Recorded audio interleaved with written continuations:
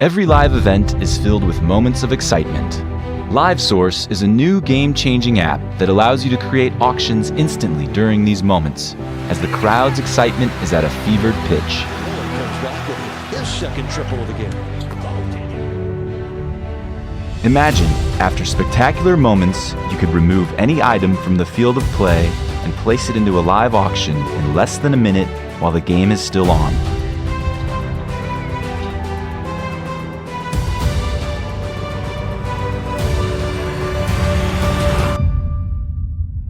Imagine the fans in attendance bidding on and winning one-of-a-kind memorabilia and experiences from that event while the event is still going on.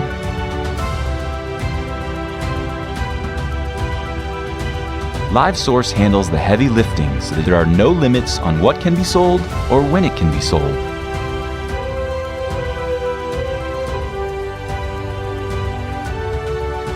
Auctions can be created in less than 60 seconds, at which time the app immediately notifies fans to start bidding, determines the winning bidder, and arranges payment and delivery moments later.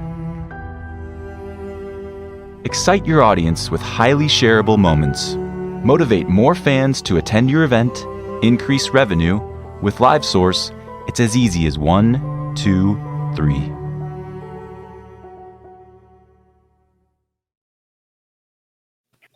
All right, well, we want to thank LiveSource for their continued support of the Andrew Haines Show. It's great. I'm a professional podcaster, I guess. I got a paid sponsor. So thank you, LiveSource. Check out their website, livesourceapp.com. It really is a cool tool to use, for any level team, really. Even starting to see some professional athletes use it. So pretty cool. If I can get more than 5 listeners, maybe I'll create an account and raffle off something. But got another fun guest with us, trying to get some different sports. And I've had a lot of baseball recently, so I wanted to switch it up a little bit. I love startup businesses and startup teams. So today I've got someone involved with a startup. She is the Vice President of Ticket Sales and Service with the new Kansas City Women's National Women's Soccer League team. So it's going to be fun. I've got Jen Fusci with me. How's it going, Jen? It's going great. How are you? Thanks so much for having me. Doing really good. I appreciate you joining me. I am fascinated with the startup phase of organizations. I think it's the most challenging time, but so much fun because you can kind of set that framework and, you're building a sales team from scratch. So Absolutely. You're not inheriting anybody and or any processes. So I think it's great. Yeah, no, it's one of the reasons why I ended up here with KC NWSL, just an exciting challenge and opportunity, something new and something I haven't been able to be a part of yet in my career. So it's been exciting, to say the least. I always like to kind of walk through your career and, you've been in the industry for a while and, we've got a lot of listeners out there that are, trying to get into the industry. We've got, executives already in it, but always fascinated with, the career steps for people and would love to hear you kind of walk through how you got involved in sports and your journey along the way. Yeah, absolutely. So my journey, I guess, started out maybe a little bit different. I grew up in Connecticut and was a huge women's basketball, UConn fan in general. But at that point, really was, in it on the math side of things. I thought business and analytics was going to be my route into sports. And as a stats major, getting ready to graduate UConn and looking for full-time jobs and opportunities, there wasn't a ton out there at the time. And looking at where we are now, there's so many positions dedicated to the analytics side of things. But at the time, there wasn't. And I had recently interned with the Connecticut Sun as just a way to go to the games. Grew up going to those games with my dad, and he got a new job and wasn't going to be able to go one summer. And that was my ticket in. So Nice. I interned with the team that I grew up watching, and after 2 summers, realized even if I wasn't going to be getting in at the analytics side, I had to figure out a way to work in sports. And my first opportunity was in women's professional sports and the WNBA, and I really didn't want to look elsewhere. I knew that I wanted to focus my time in my career in some way, shape, or form on the women's game. And but when you're first starting out, you can't be too picky. So I was open to anything. I was open to anything, but found my first full-time opportunity in Phoenix, Arizona, with the Suns and the Mercury. So it was warm weather, away from home, really for the first time, and did inside sales for about a year with both teams. And after about a year, transitioned my time to focus on selling the Mercury. And it was, at that time, just super exciting. You have Diana Taurasi, the greatest of all time to sell. And when you get to engage in conversations with players and talent like her, it was, really exciting. Ended up being the top seller in the WNBA in 2012 and 2013. And, after almost 4 years there, just wanted another challenge, wanted something new, and had the opportunity to move back east and work for Madison Square Garden and focus on bringing the New York Liberty back to MSG after they had been away from that arena for 3 years during the renovation. And for me, again, that was just a challenge to learn a new market, learn a new organization, sharpen my skill set as a seller, and figure out, hey, can I do this somewhere else too? And had a great, successful campaign, had some really great mentors along the way. And kind of at that point in my career, selling for 4 or 5 years, knew that I wanted to transition over to not only being a mentor and a leader and being able to lead a sales team, but do a little bit more of the strategic side of sales and manage sales campaigns. And I had that opportunity in Houston, Texas, to work for the Houston Dash, which was a 1-year team out of the NWSL. Was not familiar with soccer at all, but kind of dove into it again as a new challenge, new market, new sport for me. And it was, I learned a lot in that opportunity, primarily focusing on the strategic side of things. Worked with the managers and leadership on the Houston Dynamo side. So didn't have my own staff there, but that was okay. I really got to develop some of those leadership skills. When you were doing some of that, were you kind of coordinating with like the marketing department? Were you more involved on the pricing and structure that way? Yeah, so I was actually, aside from our general manager and the team, I was actually the only Houston Dash employee. Everybody else was kind of split resources and worked for both teams. So it gave me that opportunity to work with marketing, to work with ticket operations, to work with community relations, and really have a hand kind of in all aspects when it came to the Dash. I did focus primarily on sales and was able to kind of rework some of the pricing based off of year one, and did use my analytics background to figure out where we can increase revenue and how do we fill the spaces that weren't selling through. So I did get to focus a little bit on that while also going to every youth soccer tournament and grassroots marketing, hit the ground running. Yeah, so that opportunity was great because that did open my eyes to other parts of the business that I didn't necessarily get to do in my first couple of years selling. And when you were kind of getting into your career, at what point did you realize okay, you know what, I like ticket sales. I like because it wasn't your initial goal coming out of college. So at what point did you say hey, I'm good at it. I might have a potential long-term career here? Yeah, it's a funny question because if you were to put kind of all of my traits and characteristics down on paper heading into my first job, myself included, nobody would tell you that I should be in sales. I was the person that was so scared to pick up the phone to order a pizza because I hated talking to people that I didn't know. Like, I was just too scared and kind of nervous and in my shell a little bit. And once I got there and realized, I was on an inside sales team out of 12 of us. I think there was only one other female on the team.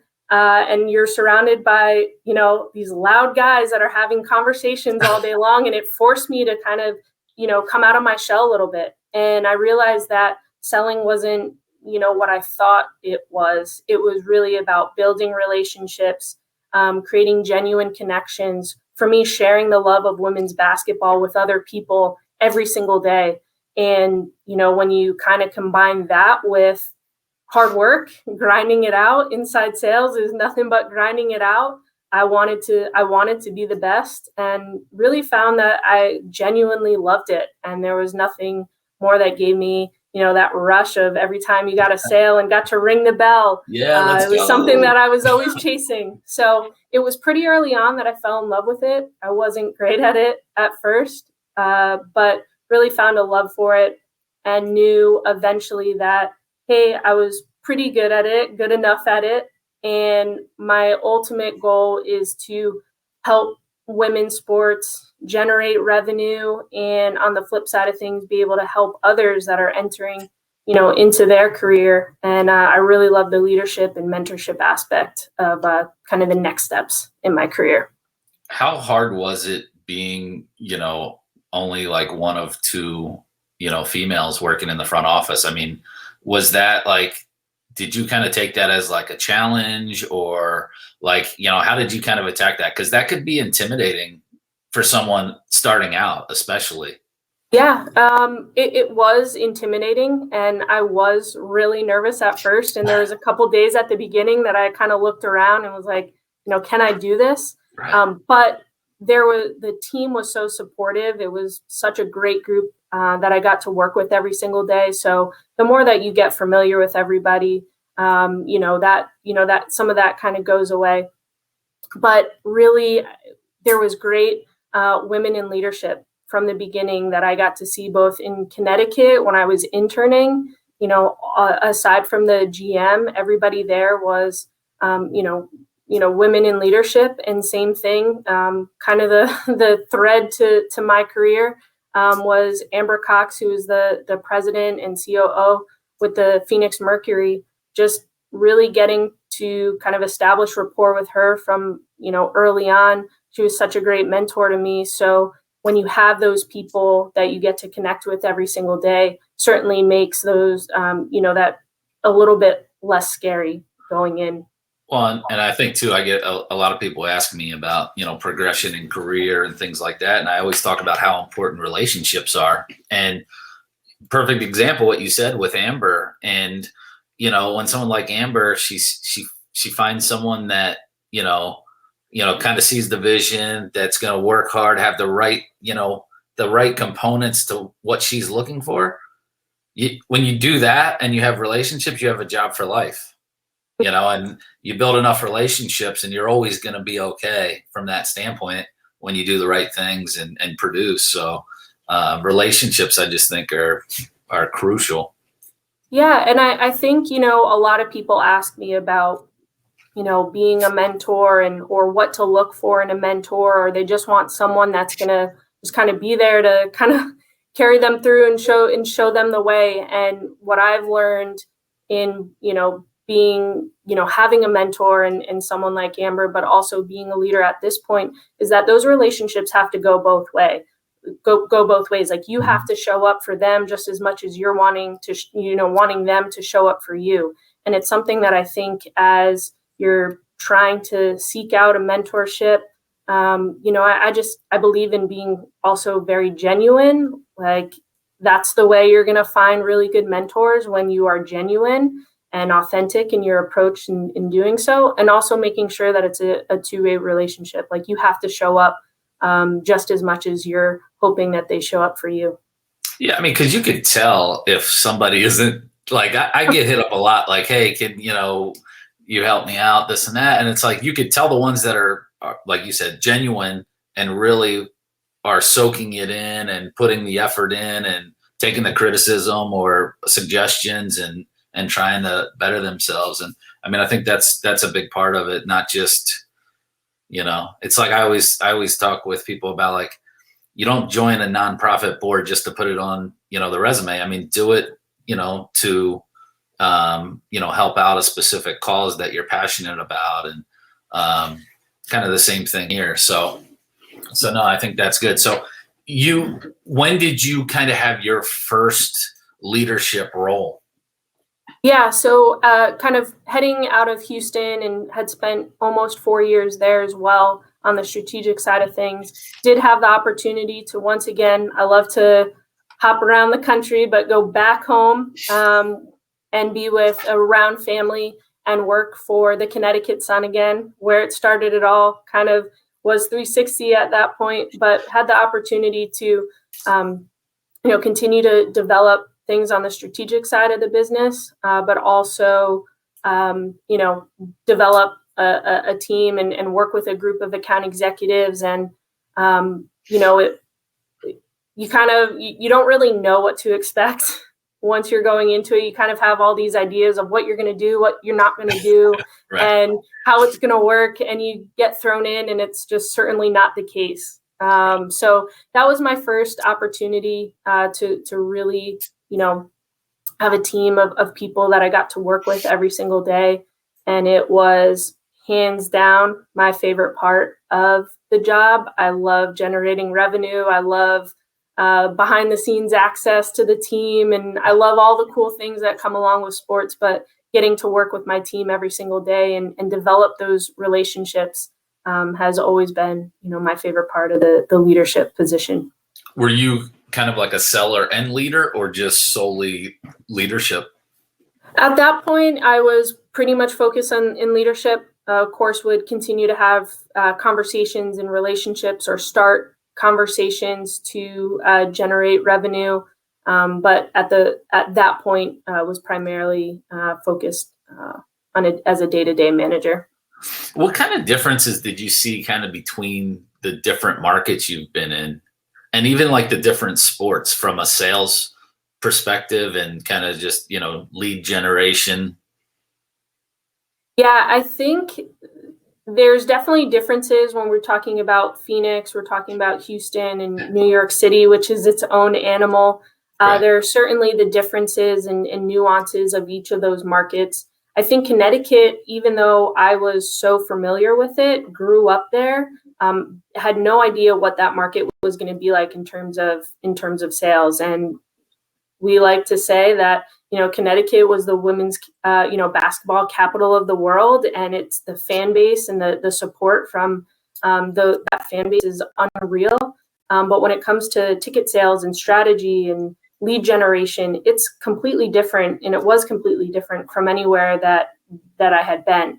So not having a metro area and being office out of, a casino, which was awesome. And has so many benefits. As long as you're not addicted to gambling. Yeah, we weren't allowed to. We weren't allowed to gamble. So, but it was such a cool experience, and it brought so many different opportunities, I think, that were super unique, but just different. So when you're used to kind of doing things one way or a similar way, kind of stepping outside of that and having to think differently was a challenge, but something that I've learned and just taken a lot from. Yeah, no, it's definitely, I was looking at that when I was looking at your teams up in Connecticut, and I was like, man, it's kind of isolated, that area. I mean, I've never been there, but I'm looking at a map, I'm kind of looking at the area, and I'm like, it would have to be a different approach. And you're probably reaching a little bit further of a drive time, as well there. Yeah. And I think the difference was, that was a destination spot. So then kind of using all of the people that are there already, how do you drive them to the game? How do you create the want to come to a game? that was something different. But again, created some really cool opportunities. So you were there for a few years, and then how did the KC opportunity come about? Yeah, so was back home again. I kind of like this 4-year block, 3-year block, but was back home for 3.5 years, and not really kind of anticipating any of this. Amber had taken the COO role here in Kansas City, and at that point, asked, what were the opportunities? Again, for me, being able to challenge myself in a new market, being a part of something brand new that really doesn't come around very often. So for me, if there was going to be an opportunity, I wanted to be able to jump on it. And it was just a good point in, my time personally to get back to a city. I loved living in the old beach town, Old Saybrook, Connecticut, but I was ready to be back in a city. And, with all of that, a brand new team, getting to continue to work with such a, great leader like Amber, and, getting to be a part of a team from square one was just opportunity that I couldn't pass up. Yeah, it's a lot of fun, from the beginning. Where are you guys playing at? So right now we are going to be playing at Legends Field, baseball stadium, but our and that's where did the Wizards play there, like when, or what is it, Sporting KC now? Sporting, but like, yeah. Okay. Yeah, so the cool thing is that our market is used to soccer at the baseball stadium. We have a little bit of a different configuration, and I think it's going to be an awesome first experience. But having to kind of put all of those pieces in place in a quick turnaround time is also something new for me. Because when do you guys start? We are opening up the gates with fans on April 26th. So how long have you been on the ground there? I think today is probably 1 month. So it's 1 month. 1 month. It's been wow. A whirlwind. Been online here probably a month and a half, just under 2 months. But it's been a whirlwind, awesome transition, just diving head first, and really trying to get everything started. Well, I can tell you, I know the KC market, huge soccer market, great youth soccer going on there. So obviously, from a group standpoint and base, I think you'll have a nice support system there. And I think, the baseball stadium just adds to the, makes it a nice, intimate, event, Yeah. And, I think it'll do very well there. When I saw the team, get announced, I was like, man, it's gonna do well. I used to own the indoor soccer team in St. Louis, so we would play against Kansas City Comets, which plays Independence. And I know I think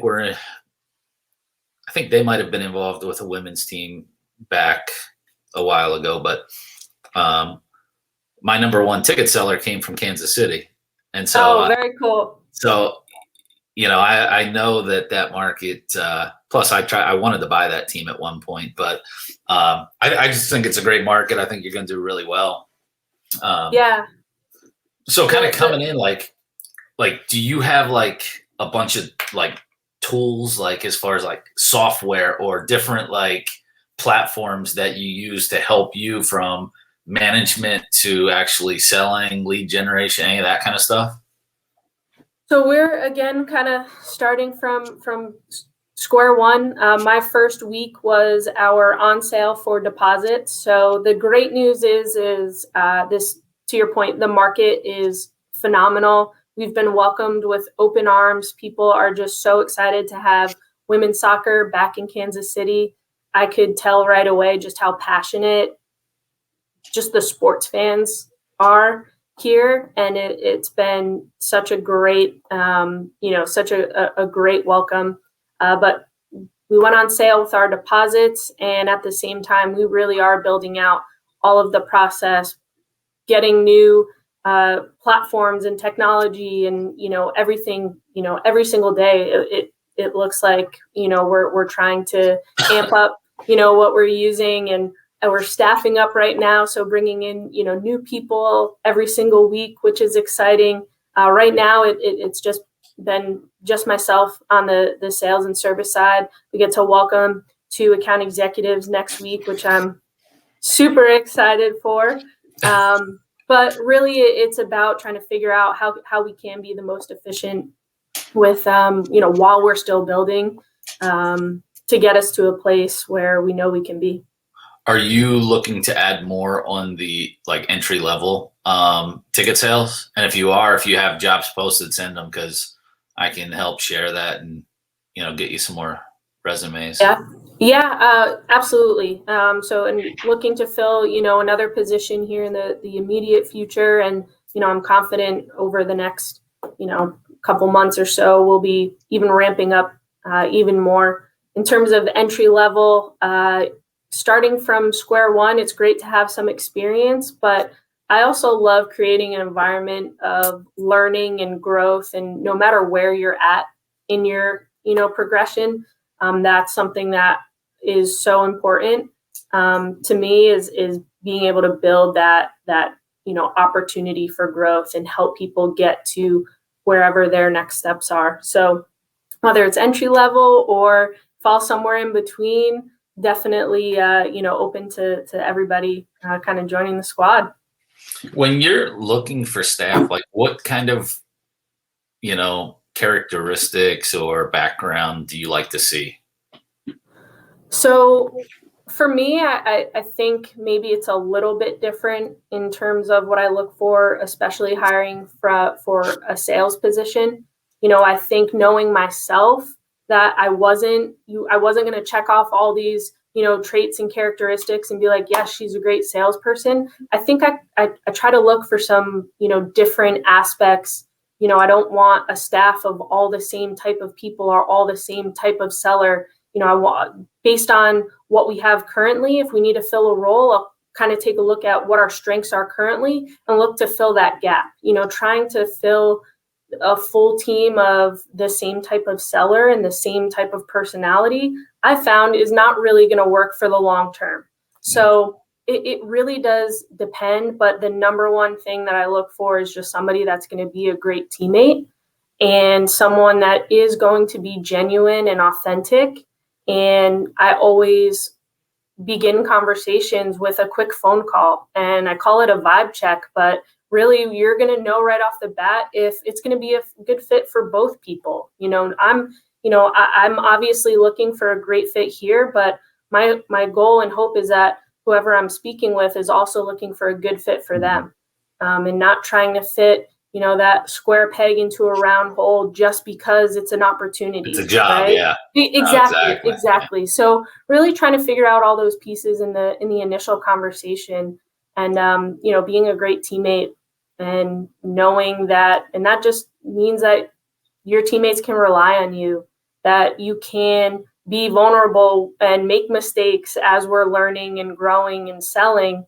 That's really ultimately what I look for. But it's always going to change based on what our staff looks like, what our team looks like, to kind of fill the gaps. This way, everybody can maximize their strengths. Yeah, no, it's a great way to approach it. I definitely think as you're building out the stuff, you guys should definitely check out LiveSource. Okay, I don't make anything off of it, but they do sponsor the show. And I will say it's a great way too. From what I like on the sales side of LiveSource is I use it as a way to data capture. So for me, it's really about building my list. And so doing a free raffle of a jersey or a ball or whatever, to generate those email addresses and phone numbers.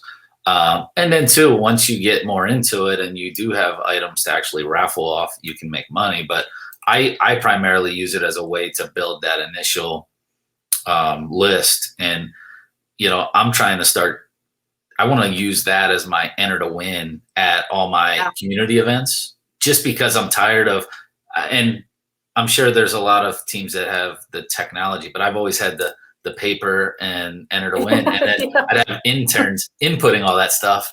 And you can't read half of the emails. And so I'm really starting to use Live Source for that, which I think, helps the sales team. And the other one too on the ticket side is Spinzo. I don't know if you've ever used Spinzo, but they've got a great platform, great people to work with. They don't sponsor the show, but I've had them on. I've had Denise on the show, and it's a nice platform. So there's so many great resources and tools available now to help sell. Just think, 5-10 years ago. I'm jealous that we didn't have that back in my day. Yeah, no, it's a lot different. So have you set, kind of all your ticket pricing and everything yet, or are you still kind of working through that? Yeah, so we did go on sale with season tickets. We are fully through our season ticket deposit conversion and select a seat. So all of that pricing is done. Still working out, partial plans will be coming out, in the next week, which is exciting. Group deposits, suite deposits, and then eventually getting to individual ticket sales, for our Challenge Cup games, which are at the end of this month. And then we're still waiting on our schedule from the NWSL, but once that gets released, we'll definitely start talking about individual matches. And luckily, all the legwork for the pricing is done at this point. And, how has kind of like your background in the statistical side and analytics, how has that kind of helped you with your leadership on the ticket sales and service side? I think that it's given me a little bit of a different perspective just in how I see numbers, or I can try to look at things in a little bit of a different light, just in terms of being able to analyze things pretty quickly, or coming from a math background, figuring out, the best way to go after leads, or continue to call leads, or build sales campaigns. For pricing, I can run pretty quick analysis on sell through, and if the price point that we're using even makes sense. And I love all that stuff. I geek out on it. So I like nice. that stuff. I absolutely love to do. And I think it's such an important part of the business that we have to spend time on. And obviously, teams are fully staffed with full departments when it comes to analytics. So it's such an important piece, and I love being involved on that side just as much. So it's fun. You got like a bunch of spreadsheets all. I geek out on Excel, man. I geek out on Excel. So did you learn the new style math or the old style math? That's the question. I'm old school. The new stuff, it confuses me. I have no idea. I'm sure I'll have to learn it one day when I have kids in school, but my kids tried having me help them. I was like, I don't know. They're gonna have to give us the lessons on all this new math stuff, because it's crazy. Yeah, it's definitely. That's why I say, hey, man, you got to ask your teacher this stuff. I am not the math guy when it comes. You're on your own. No, that's great. I mean, any other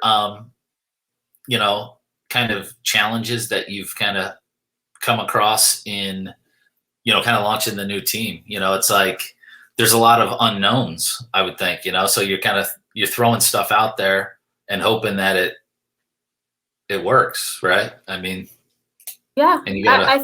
I think, I don't think had I had all of the experiences before, and then even having to work through the pandemic and work through all of those unknowns. Certainly, there's the challenges every single day. You have to make quick decisions. You have to be ready to go. You're kind of juggling a bunch of different things. We are a small staff right now, and you have to be able to communicate. But I think just kind of working through the pandemic, there was so much unknown that now the unknown is kind of what we're used to. So it's kind of good that we're coming out of it in that sense. And I think, though, when you're starting new, and what I'm learning is that we're going to have to be, really open for feedback. That's going to be from a internal process standpoint. That's going to be, outward for our fans and the experience, and just, being really open, knowing that we have, what we've done to get the team to play and host fans on April 26th has been a lot. So just kind of being open for feedback along the way is what I know is going to be able to create kind of the best experience day to day and on match day. How is the attendance? Is it full capacity, or where will you guys be at for opening day? Yeah, so for Challenge Cup, we are at limited capacity up to 50%. So it'll be a great opportunity to get fans in the building. For me, it's been a while to work a game with fans, so that's going to be super exciting. And I know just kind of all the work that everybody has put in when we get to kick off on April 26th, it's just going to be a really cool and exciting feeling. So how has life been getting used to Kansas City? So everybody told me that I was going to love this city, and I was just like, I'm sure it's cool, but I fell in love with it instantly. It's awesome. I kind of randomly picked an apartment on a map and ended up, being, perfect location, perfect spot. It's been such an easy transition, really. And have absolutely loved it. People are pretty friendly there too. Every time I've been there, it's been good. So it's one of the things that I noticed right off the bat, how nice and friendly people are. And, people tell me that I have a New York personality, whatever that means, but you're loud and quick. No, they're softening me up here. Everybody is super nice, and it's just been such a warm welcome. How about, I'm like a foodie, so any good food spots you found at all? So I probably have found too many good food spots. It was really limited, even from like DoorDash, for example. There's probably could pull up the app in Old Saybrook, and there's like two options. There are good options, but there's two options. And here you just have everything.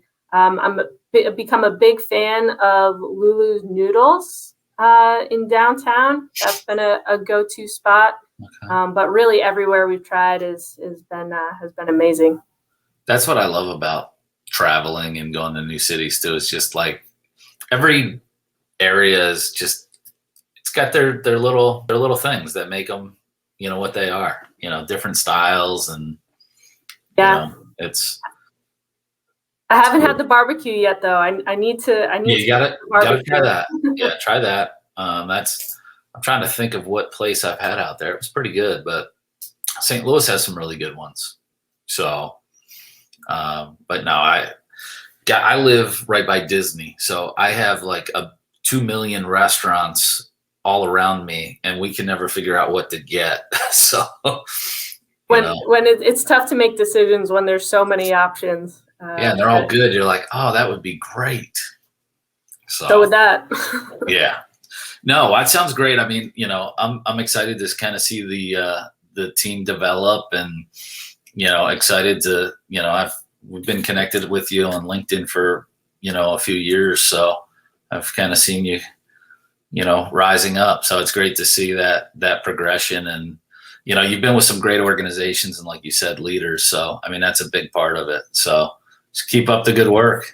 Appreciate it. And the one thing that I would say, especially if there's people that are just entering the sports industry, or just getting started, don't be in a rush to get to the next spot. Really enjoy and embrace and learn in the current position you're in. I've seen so many people try to rush to get to the next step and end up just not happy for a number of reasons. And, always just take in and learn and grow in your current spot before you rush to the next step. I promise if you put in the work, you will get there.